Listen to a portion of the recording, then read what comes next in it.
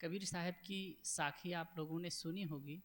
पोथी पढ़ी पढ़ी जग मुआ, पंडित भया न कोय, ढाई आखर प्रेम का, पढ़े सो पंडित होए। पोथी पढ़ पढ़ के संसार के लोग मर गए, शास्त्रों का वांचन करते करते संसार के लोग मर गए, लेकिन कोई पंडित न हुआ। ढाई आखर प्रेम का, ढाई अक्षर अढ़ी अक्षर प्रेम को कोई पढ़ ले, समझ ले, जी ले, तो सही अर्थ में वो पंडित हो जाएगा। प्रेम की झंखना सबको है, प्रेम सबको चाहिए। वैसे मूल आवश्यकता मनुष्य की है रोटी कपड़े और मकान की। रोटी चाहिए, कपड़ा चाहिए और मकान चाहिए, मूल आवश्यकता है। इसके बाद क्या चाहिए? प्रेम। यदि यही चीज आपको दे दी जाए, रोटी चाहिए, कपड़ा चाहिए, मकान चाहिए, तो तीनों चीज आपको उपलब्ध करा दी जाए और कोई आपसे प्रेम से बात करने वाला ना हो,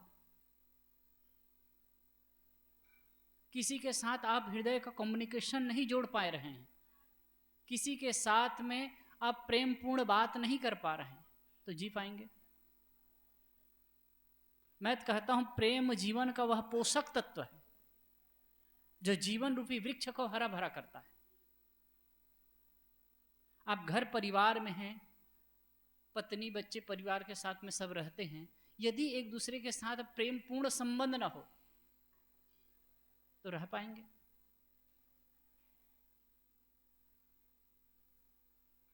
प्रेम की आवश्यकता है। गुरुदेव जी का एक वाक्य है, मैं समय समय से कहा करता हूं, प्रेम में स्वर्ग है और अनासक्ति में मोक्ष है। प्रेम में ही स्वर्ग है।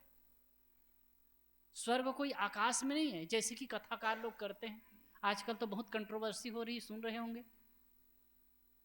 कोई उत्तर प्रदेश में कोई कथाकार गया और वो पंडित नहीं था। वैसे तो पंडित की परिभाषा यहां तो बिल्कुल अलग है। ब्राह्मण पंडित नहीं था। वास्तव में ब्राह्मण भी कौन है इसको भी समझना चाहिए। अमुक वर्ग विशेष में जन्म लिया वो ब्राह्मण नहीं है, ये माना गया है। अब ये कहते हैं कि वो तो ब्रह्मा के मूड से पैदा हुए। और इस प्रकार ऐसे समाज गुमराह होता जा रहा है। एक तरफ तो कहते हैं गर्व से कहें हम हिंदू हैं, हम गर्व से कहें हम हिंदू हैं, लेकिन ऐसा समाज बटा हुआ है। आज देख रहे हो, आप सोशल मीडिया से जुड़े हैं, क्या स्थिति है समाज की। थोड़ी थोड़ी बातों को ले, कहीं भाषावाद को लेकर के, कहीं जातिवाद को लेकर के, कहीं संप्रदायवाद को लेकर के, बहुत दुर्भाग्यपूर्ण स्थिति लगती है। तब मैं आज सोच रहा था, अभी स्नान करने गया ऊपर, तो यही कारण है समाज का पतन का। हजारों वर्षों से हम गुलामी में जकड़े रहे। शक आए, हूण आए, किरात आए, और उसके बाद मंगोल आए, मुगल आए, अंग्रेज आए, फ्रेंच आए। ये लोग आए करके सताते रहे, लूट करके ले जाते रहे, लेकिन फिर भी अकल नहीं खुल रही है।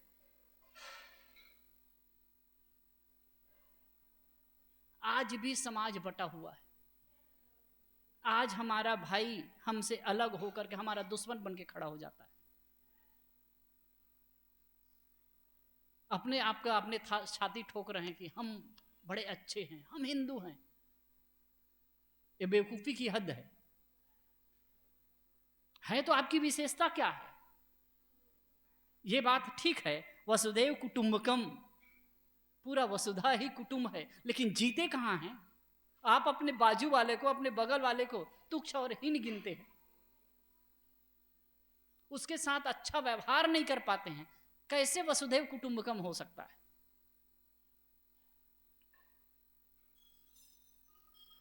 जीना नहीं आया।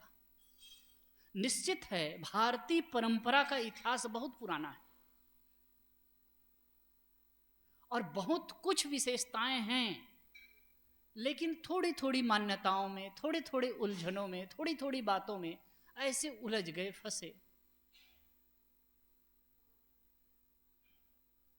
जैसे भारतीय परंपरा की बात कहें, ब्राह्मण, क्षत्रिय, वैश्य और शूद्र, ये 4 वर्ण में विभाजित किया गया है।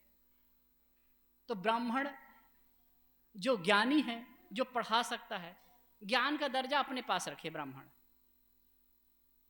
और लोगों को पढ़ाना है, लिखाना है, किसको क्या कर रहे हैं ये बताना है, पूजा पाठ करवाना है, ये ब्राह्मण करेगा। आज भी जो पुरोहित वर्ग समाज को चला रहा है, उंगली पर नचा रहा है, ये देख सकते हैं। आपके घर में भी है, कोई बच्चा पैदा हुआ तो, शादी हुई तो, घर का मुहूर्त करना है तो कौन आता है? कुछ पूजा अनुष्ठान करना है, ईश्वर की इबादत प्रार्थना करना है, कौन आता है? फंस गए ना। एक आदमी ने बहुत बढ़िया कहा, मुझे वैसे भगवान की आवश्यकता नहीं है जिसको मीडिएटर चाहिए। भाई मेरे मन की भावना है, मैं व्यक्त करूं तो भगवान के पास ऐसे ही व्यक्त करूं ना, उसके लिए कोई दलाल की आवश्यकता क्यों? कितनी बड़ी बात है ये, सोच लीजिए। अगर भगवान कोई मानता है और उसकी पूजा करता है तो पूजा करें, आप भावपूर्ण हृदय की अभिव्यक्ति कीजिए, भावपूर्ण मानिए। नहीं भाई आप हैं, आप मेरे लिए पूजा कर दीजिए, वो पूजा कर रहा है, वो तो पैसा मिलेगा इसलिए धंधा करेगा।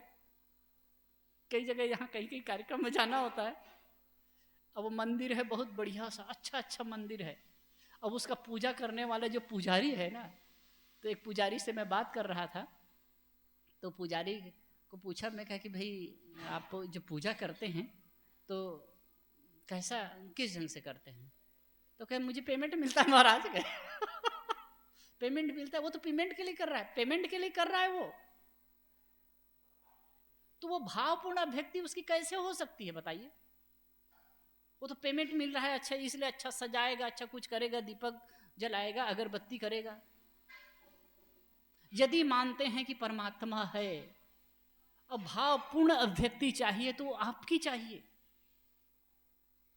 नौकरी करते हैं आपको पैसा मिलता है, पढ़ते हैं ज्ञान मिलता है, शादी विवाह करते हैं, आपस में रहते हैं पति पत्नी, आपके बीच में बच्चे होते हैं, इसके लिए किसी दूसरे की आवश्यकता होती है।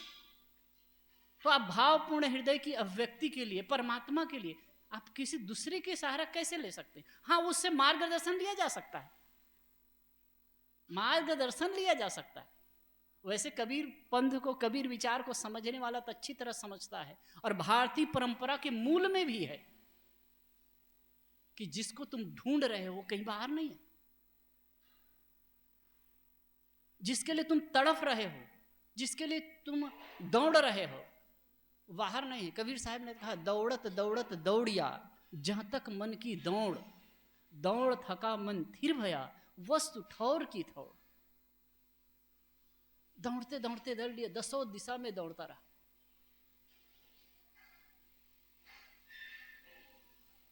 लेकिन वो शांति, वो सुख, वो परमात्मा कहीं ना मिला। वो है कहां?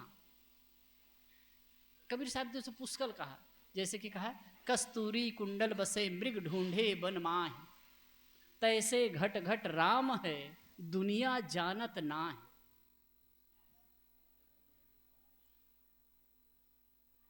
लेकिन कोई मानता हो तो खुद वह अभिव्यक्त करे, अभिव्यक्ति उसकी खुद की हो। अब ये 4 भाग कर दिया गया समाज का, और कहे कि भाई नहीं तुम ये करो, सबको बंटवारा। अब जैसे कि जो रक्षा का भार करता है वो सब क्षत्रिय, जो व्यापार करता है वो सब वैश्य, और जो कुछ नहीं कर पाता है, नहीं कर पाता है, नहीं वो करता है, उसके पास टैलेंट है, किसी विशेष चीज में पारंगत है, उसको शूद्र कहा गया। शूद्र का मतलब अछूत नहीं था,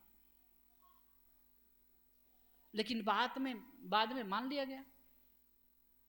तेली तेल पे रहा, तेल खा सकते हैं, लेकिन तेली को छूना, तेली मतलब तुम्हारी घांची, वो अछूत है।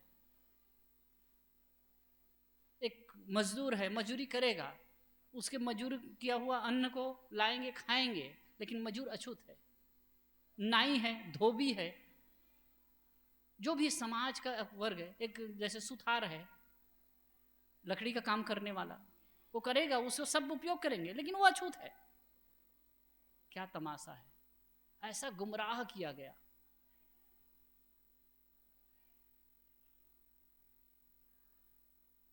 और सब एक कमांड, एक वर्ग के पास रहा और उलझाते रहे समाज को। आज भी ठीक है, हम कहते हैं अगर कहीं गुण और कर्म के हिसाब से बंटवारा है तो सीधी सी बात है, जो ज्ञानी वर्ग है, चाहे किसी भी वर्ण व्यवस्था, किसी भी वर्ण और जाति में पैदा होता है, वो ब्राह्मण है, उसको स्वीकारना चाहिए। एक कलेक्टर है, एक शूद्र कुल कहते हो जिसको, वहां से आया, वो सम्माननीय है, पूजनीय है। पूजनीय तो नहीं कहे, आदरणीय तो है, सम्माननीय है।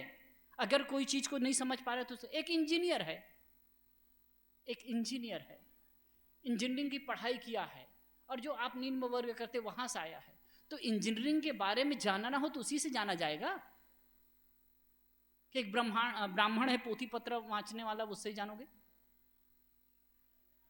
वैसे एक चीज है, वास्तुकला, वास्तुशास्त्र, उसके चक्कर में भी बहुत पढ़ते हैं, लुटाते हैं।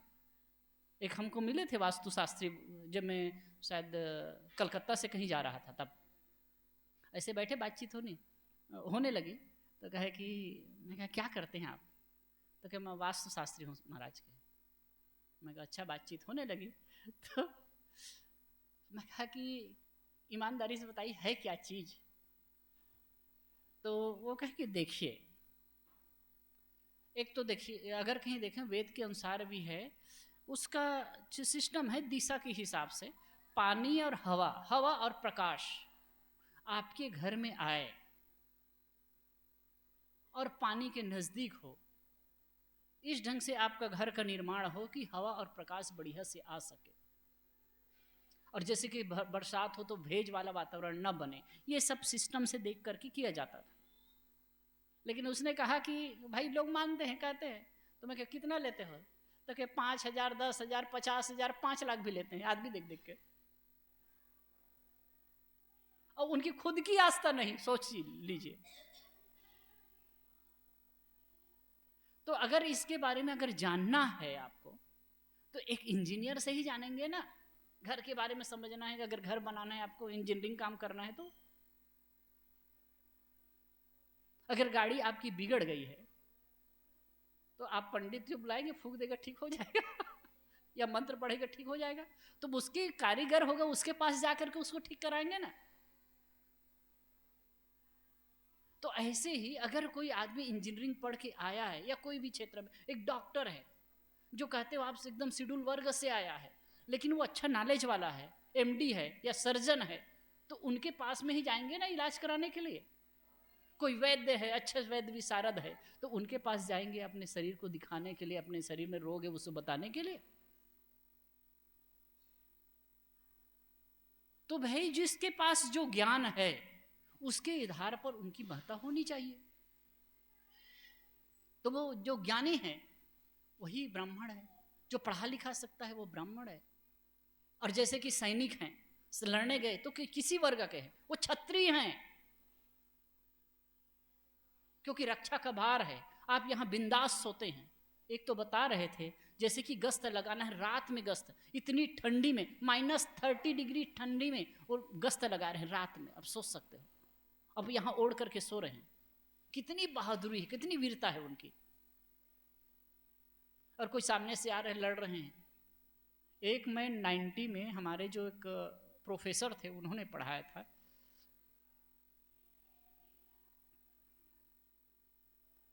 एक उस समय युद्ध हुआ था, वो युद्ध की बात बता रहे थे, चाइना और भारत का जो युद्ध हुआ था, तो सियाचिन तरफ कहीं की बात होगी, वो तो एग्जिट मेरे को लोकेशन जगह का नाम पता नहीं है, लेकिन एक कहीं सिपाही को पेट में वो जो होता है ना बंदूक का नोक, वो घुसा और उसका पेट फट गया, अतड़ी बाहर आ गई। तो वो गिर रहा था, लेकिन कपड़े से उसको बांध लिया, गमछा से बांध करके, और लड़ने लगा वो। कितनी बड़ी वीरता है। अभी कारगिल युद्ध हुआ, उसमें भी एक जो मर रहा था, वो कई गोली लगी थी, लेकिन मेरे साथियों को न लगे, मेरे को मरना ही है, सामने आ गया, लड़ रहा है, कई गोली उसको लगी। यही तो क्षत्रिय हैं, छत से त्राण करते हैं, हमको दुखों से बचाते हैं, हम बिंदास सोए हैं अपने घर में। अभी भारत पाकिस्तान का युद्ध हुआ, उसमें क्या स्थिति हुई देखे, अगर थोड़ा भी असावधानी होते तो कितना ज्यादा नुकसान हो जाता, लेकिन एकदम अलर्ट मोड में रहे, वही क्षत्रिय है। और जो धन कमाता है वो वैश्य है, और दूसरे अलग अलग क्षेत्र में जो आगे बढ़ रहे हैं वो शूद्र है। कौन ऊंच और कौन नीच, न कोई ऊंच है न कोई नीच है, मनुष्य गुण और कर्मों से महान होता है। ये तथ्य को समझना चाहिए। वैसे कहिए तो ब्राह्मण, अगर ब्राह्मण की परिभाषा करें, जितेंद्रिय धर्मपर स्वाध्याय निरतः शुचि, जितेंद्रिय धर्मपर स्वाध्याय निरतः शुचि, काम क्रोधो वसो यस्य तम देवा ब्राह्मणम विदु। बहुत बढ़िया बात कही गई। जितेंद्रिय हो, मन इंद्रियों को जीता हो, धर्म में रत हो, स्वाध्याय नृत्य, स्वाध्याय में निरत हो, स्वाध्याय करता हो, अध्ययनशील हो, ज्ञान अर्जन में इच्छुक हो, ज्ञान अर्जन करता हो, स्वाध्याय नित्य शुचि, अंदर बाहर की पवित्रता हो, काम क्रोधो वसो, काम क्रोध को जिसने वश में कर लिया हो, कितनी बड़ी बात बता रहे हैं, काम क्रोधो वसो, काम और क्रोध को वश में कर लिया या फिर वश करने पर चल रहा है, यस तम देवा ब्राह्मणम विदु, उसे देवता लोग, उसे ज्ञानी लोग, उसे बुद्धिमान लोग ब्राह्मण कहते हैं। अगर ये गुण किसी में आ जाए तो कोई भी वर्ग का हो वो ब्राह्मण है।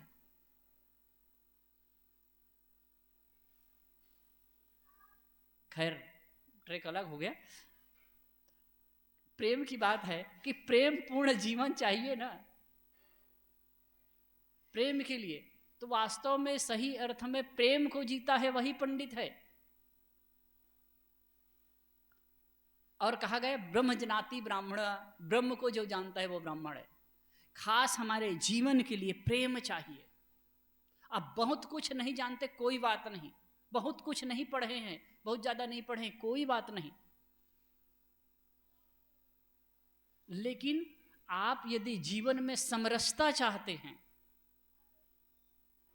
जीवन में आनंद उल्लास चाहते हैं, एक आनंद का वातावरण चाहते हैं, जीवन के रहस्य को, मर्म को समझना चाहते हैं, नहीं जीवन को बढ़िया जीना चाहते हैं, तो प्रेम चाहिए। इसको थोड़े में मैं कहूं तो प्रेम पूर्ण यदि जीवन है तो आपकी स्वर्ग में जीवन है, स्वर्ग की अनुभूति, प्रेम में स्वर्ग है। प्रेम है तो स्वर्ग की अनुभूति। आप सोचिए जब हैं पति पत्नी है, लोग हैं, और किसी से आपका अनबन हो गया, गुस्सा हो गया, झगड़ा हो गया, एक दूसरे को देख नहीं पा रहे हैं, नजर नहीं मिला पा रहे हैं, देख के मुस्कुरा नहीं पा रहे हैं, तो कैसा लगता है? ऐसे अगर जीवन भर रहे तो, या 2-4 महीना रहे, या 2-4 दिन रहे तो अच्छा लगेगा? जी पाएंगे? हमारे पास तो कई फोन आते हैं, साहब लोग जानते हैं, साहिब जी के पास में, सब संतों के पास में ये समस्या आती है, कोई ये समस्या बता रहे, कोई वो समस्या बता रहा है।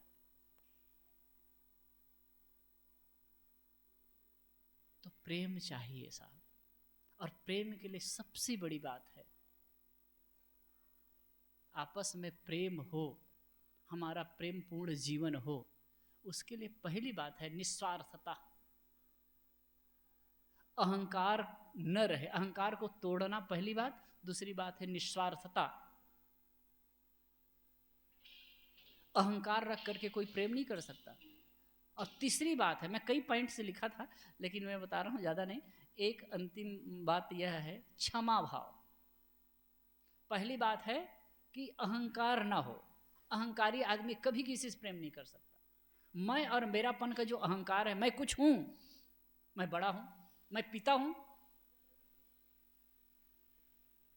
मैं धनी हूं, मैं विद्वान हूं, अगर मैं और हूं के बीच में कुछ आया, अहम भाव आया, वो आदमी कभी भी प्रेम नहीं कर सकता, कभी प्रेम को निभा नहीं सकता।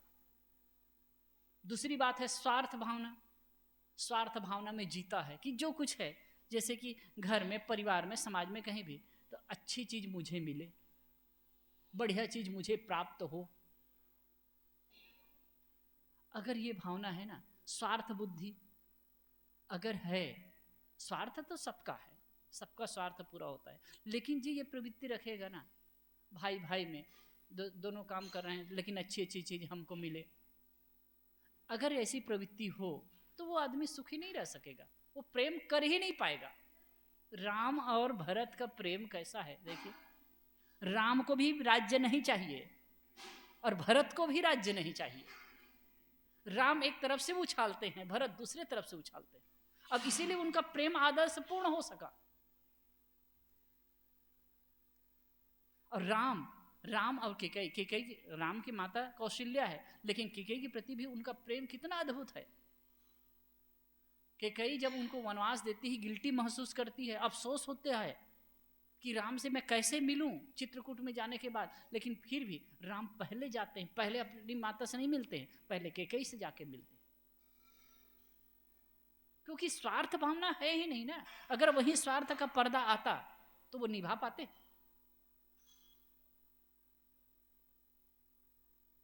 और तीसरी बात है क्षमा भाव। अगर मेरा साथी है, हमारे साथ है, या फिर कोई भी हो, अगर मैं प्रेम से उनके साथ रह रहा हूं और उनसे त्रुटि हुई या मुझसे कोई त्रुटि हुई, अगर हम में क्षमा भाव नहीं आया, हम दूसरे को क्षमा न कर पा रहे हों, तो कभी संभव प्रेम जिएगा ही नहीं, प्रेम मर जाएगा। हमसे कोई गलती होती है तो हमको लगता है ना कोई क्षमा कर दे, उसको हृदय पर ना ले, माफ कर दे। हमें भी चाहिए कि हम भी दूसरों को माफ कर दें। तो घर परिवार में पत्नी है, बच्चे हैं, और लोगों के बीच में किसी की कोई गलती हो गई, अगर प्रेम को जीवित रखना है, प्रेम को मजबूत रखना है, तो क्षमा भाव बहुत महत्वपूर्ण है।